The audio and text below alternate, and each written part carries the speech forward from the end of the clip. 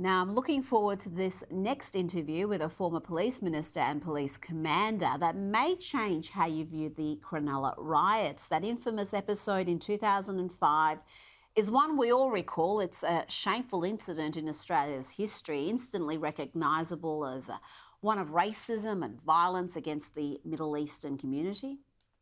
It was billed as the day Cronulla residents would take back the beaches, but it soon turned into a riot.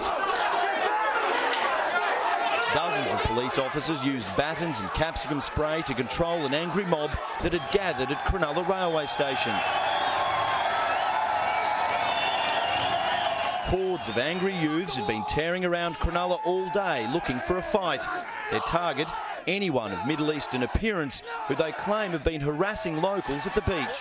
But that narrative is far from the full story, and a new book sheds further light on what really happened and what preceded and followed the Cronulla Riots, written by former New South Wales Police Minister Carl Scully and former Assistant Commissioner Mark Goodwin. The Cronulla Riots, the inside story, details the true motivations behind the riots and exposes the previously unspoken of revenge attacks planned by some men of Middle Eastern appearance that were ultimately foiled. Carl Scully and Mark Goodwin join me now. Carl, I'll start with you. You were police minister. You threatened to put army troops on the streets unless police numbers were boosted significantly. Tell me about the volatility of that period and why you've written this book. Well, firstly, we were getting frightening intelligence. Certainly Mark Goodwin was passing it on to me, and I did not feel the Commissioner was treating it seriously. After the initial protests on the 11th of December 2005, he was allocating 600 troops, 600 police. I didn't think that was enough. And so with my nudging and instigation and threatening to bring soldiers in, he increased that to 2,000. Combined with the police powers that we extended in a parliamentary sitting just some 4 days after the initial event, and all of the special branches available, special commands available to police, we were able to quell dissent and bring order back to the streets and suburbs of Sydney.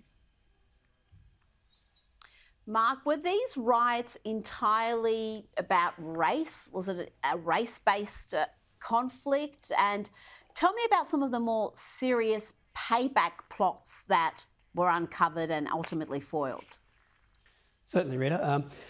We would say the actual causal factor of the riots was incivility on the beach. There was groups of young men coming from the western suburbs down there, and there was a lot of misogynistic comments made to young girls. There was gangs, there was incidents in the car park, there was incidents in the mall at Cronulla, and built up over a long period of time. There was this disquiet that became a community outrage with the assault on the lifeguards that was pretty much the flashpoint. And what's been reported over the years and the narrative written, I suppose, a lot pushed by academics, is only focused on the daytime events at Cronulla, where certainly there was racism, there was racist slogans, there was racism used. But what we say is that there was a lot of spruikers in the crowd that day that didn't come from the Cronulla area. They were driven by racism, they were driven by white supremacy. And I think a lot of the young people down there from the area and also outside the area really lost their way. And we speak to them later, and they don't know what overtook their heads that day. But what really occurred, the journalists went home. There was a lot of stuff in the evening news about what occurred, which enraged the people from the western suburbs. Then we had these massive revenge attacks, which literally went for weeks. And the intelligence we had over those period of time was absolutely frightening. I mean, there was entire suburbs destroyed, broken windows, cars smashed, people being baseball battered, stabbed, gunshots fired, churches burnt down. And it seems over the years that that's sort of the side of the riots has been almost forgotten about. And some of the intelligence that we had, including a hand grenade attack and drive-by shooting with machine guns on a hotel at Cronulla, which was foiled, and certainly another massive attack that was going to occur at Westfields at Miranda, that was foiled. These incidents just seem to have disappeared into obscurity over the years. Perhaps if I could add to that, Rita, if you Google any photo or videographic evidence of the riots, 99% is a bunch of marauding, inebriated white guys wandering around looking for Arabic others to bash. And so academics, social commentators developed a truth that the Sutherland Shire was a racist Caucasian enclave. We challenged that truth because the evidence is quite to the contrary, as Mark outlined. There were far more violent and just as bigoted and racist elements in response. But we challenge what inspired the events, and we conclude that whilst it was racist and bigoted on the surface, little of it was motivated by racism. There were other factors at play, and that's what is a central part of our book. Well, tell me a bit more about those other factors. You mentioned that they had badly behaved men terrorising young women on the beach, making comments that were unacceptable. What other incidents led up to that ugliness exploding? This invites a broader question where we challenge our celebration of multiculturalism, and we conclude that most people like to have order and sameness, and we should search for what we have in common rather than overly celebrate our difference. And what happened on the beach, we call it the towel versus the soccer ball. Folks weren't wrong, just different communities having different notions of how to use the beach and what was pretty uncivil behaviour. I have no doubt if Caucasian surfers travelled to outside the mosque in Lakemba and used similar misogynistic language, there would have been a riot then. So uncivil behaviour, misogynistic attitudes, using the beach in an unfriendly way. But if it was about Caucasian and Arabic supremacism, then this would not have gone away and never to return. So it invites a greater scrutiny. If there was deep-seated racism between different parts of Sydney, it would have constantly come back every second weekend. And one of the things that fascinated us, Rita, is when we interviewed a number of Lebanese Muslims, they told us they grew up on Cronulla Beach every weekend, some of them for decades, and they never had an issue, ever, until this short period. Came and went. So it invited a greater scrutiny than just looking at the videographic and photographic evidence that you've just displayed earlier, because you look at it, Rita, and you think, my goodness, that's shocking. And it was shocking. Yep. But so were the revenge attacks multiplied by 5 that, as Mark alluded to, we see little of. Oh, absolutely. There has been this very simplistic narrative that's taken hold, and it's one that the media likes. It ticks all the boxes of their worldview, and that's what they've pushed. Mark, what is the biggest misconception about the riots that you'd like this book to correct? Is it what preceded it, or the enormous incidents of violence that followed that really didn't get the coverage they deserve?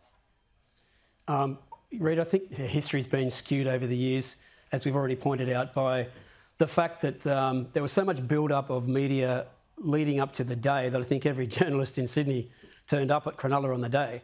And then, to be quite frank with you, I mean, I was there, and history's been written by people that weren't participants, but the journalists that were there during the day, like halfway through the day, looked like they were very despondent looks on their face, like they were going to go back to their editors and be sacked because they had nothing to report. And then as the afternoon and the alcohol wore on, there were certainly incidents which were captured by 100 cameras from every different angle, which is all the footage in, as Carl has indicated. If you Google Cronulla Riots now, that's all you will see is these images from the daytime. Then that media pack decided it was all over and went home. And then for weeks afterwards, the police dealt with these massive risk, high risk, extreme risk actually, revenge attacks that were popping up all over Sydney, and some of them I've outlined already. So I think it's important that we'd certainly like to see this book as the go-to reference now, because it was A, written by participants, and B, it is a factual account of the actual incidents and the truth of what occurred in the build-up, on the day, and also in the post-events. Yeah. I think, Rita... Carl, a lot of good police officers were hurt during that period. They were smeared, defamed. Do you hope this book is going to restore the good names of those police members whose reputations were really damaged during that period? I hope so. Firstly, Sergeant Craig Campbell, outside the Cronulla railway station, that footage was real. He protected the lives of 2 people who were under attack and lives being threatened. Superintendent John Richardson, who did an enormous effort outside the Lakemba Mosque to calm tensions.